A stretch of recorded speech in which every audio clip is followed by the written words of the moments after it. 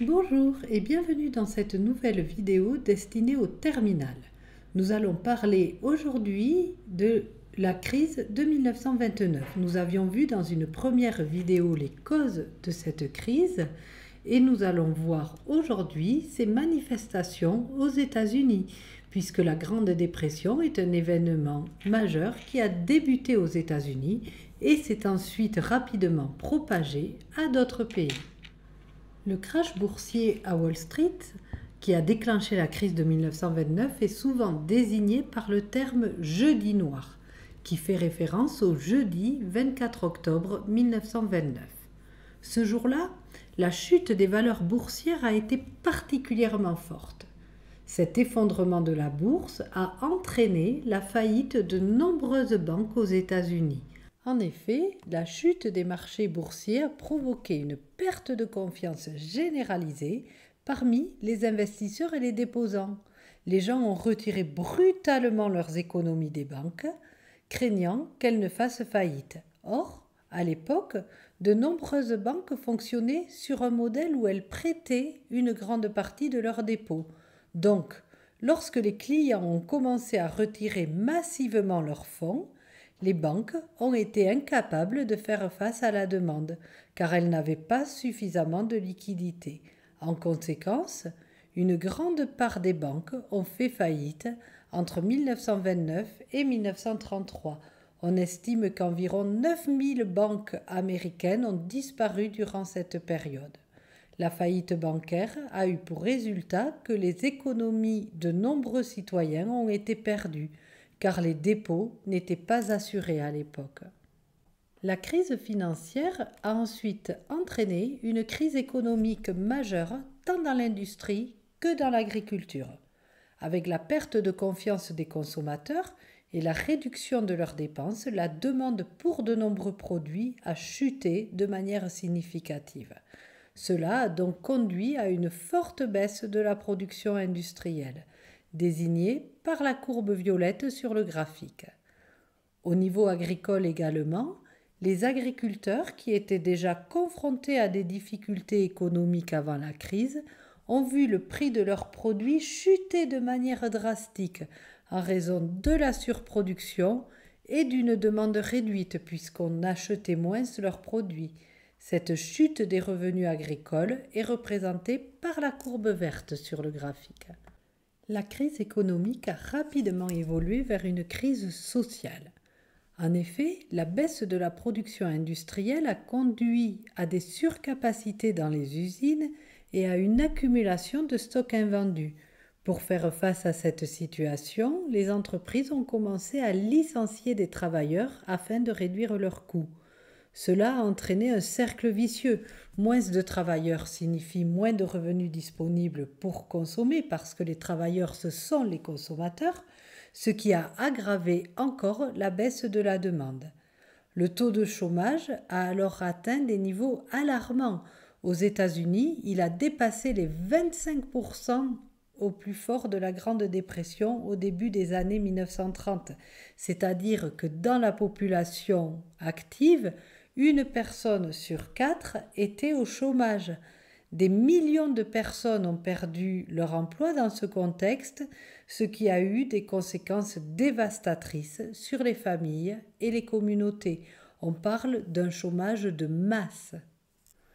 Pendant la Grande Dépression, de nombreuses manifestations de chômeurs ont eu lieu dans les grandes villes des États-Unis.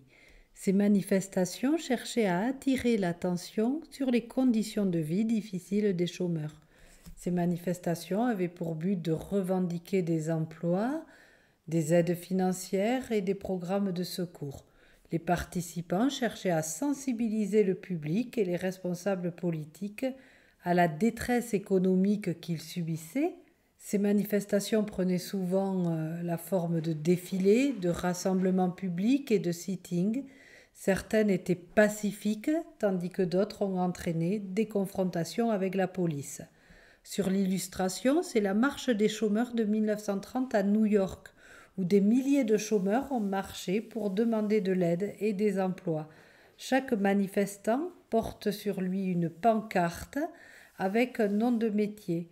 Ces pancartes symbolisaient non seulement les compétences des manifestants, mais aussi leur désir de retrouver un emploi.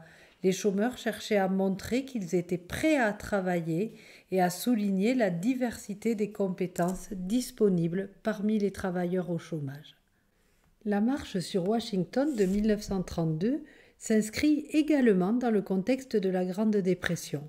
Cet événement est connu sous le nom de Bonus Army, car elle a été organisée par les vétérans de la Première Guerre mondiale qui réclamaient le paiement anticipé de leurs bonus, c'est-à-dire des indemnités promises par le gouvernement pour leurs services. Ces paiements étaient initialement prévus pour 1945, mais la situation économique désastreuse de l'époque a incité les vétérans à demander une aide immédiate.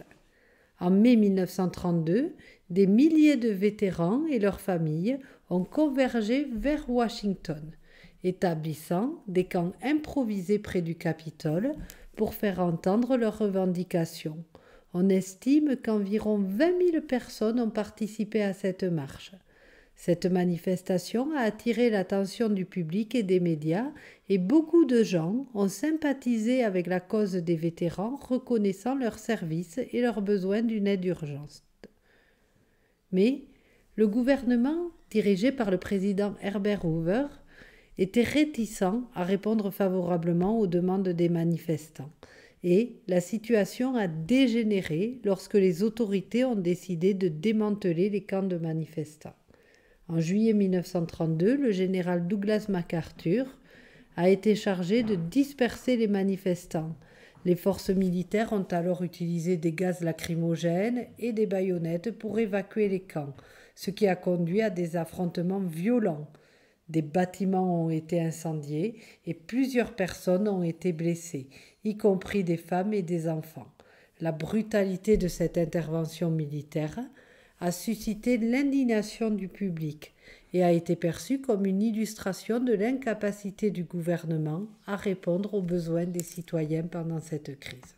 Pendant la Grande Dépression, de nombreuses familles aux États-Unis ont été expulsées de leur logement. En effet, la montée du chômage et la baisse des revenus ont rendu difficile le fait de payer le loyer pour beaucoup de familles, et les retards de paiement sont devenus monnaie courante. Les propriétaires ont alors expulsé les locataires qui ne pouvaient plus payer et des milliers de personnes se sont retrouvées sans abri. Les familles expulsées ont souvent été contraintes de chercher refuge dans des camps de sans-abri, des parcs ou même des voitures. D'autres ont pu se rendre chez des amis ou des membres de la famille, mais beaucoup ont souffert de conditions de vie précaires. De nombreux bidonvilles ont été construits à travers les États-Unis, près des grandes villes, en réponse à la crise du logement et aux expulsions massives. Un bidonville, c'est un quartier pauvre où les habitations sont construites sans autorisation avec des matériaux de récupération. À cette époque, aux États-Unis, ces bidonvilles étaient souvent appelés Hooverville, du nom du président Herbert Hoover, qui était perçu comme responsable de la crise. La vie dans les bidonvilles était extrêmement difficile. Les habitants manquaient souvent d'accès aux services de base tels que l'eau potable, l'électricité et les installations sanitaires. Les conditions d'hygiène étaient souvent déplorables et les maladies se propageaient facilement. Mais malgré ces conditions difficiles, les bidonvilles ont également été des lieux où les gens ont essayé de s'entraider. Les résidents se soutenaient mutuellement en partageant leur nourriture et l'ensemble de leurs ressources. Ces bidonvilles sont devenus un symbole visible de la souffrance humaine et de l'impact de la Grande Dépression. Ils ont attiré l'attention des médias et du public, ce qui a contribué à faire pression sur le gouvernement pour qu'il prenne des mesures en faveur des chômeurs et des sans-abri. Pendant la Grande Dépression, de nombreux agriculteurs des États-Unis se sont surendettés.